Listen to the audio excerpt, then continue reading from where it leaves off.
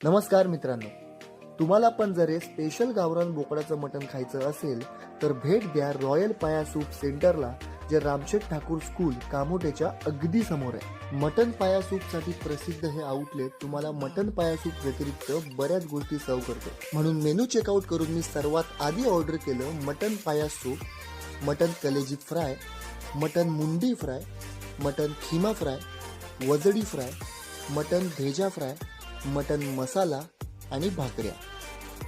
हा मटण पाया सूप चवीला फक्त टेस्टीच नव्हता, तर ह्याचे आपल्या शरीरासाठी खूप फायदे असतात. त्यात हा हेल्दी आणि ऑथेंटिक सूप गरमागरम प्यायला एक वेगळीच मजा असते.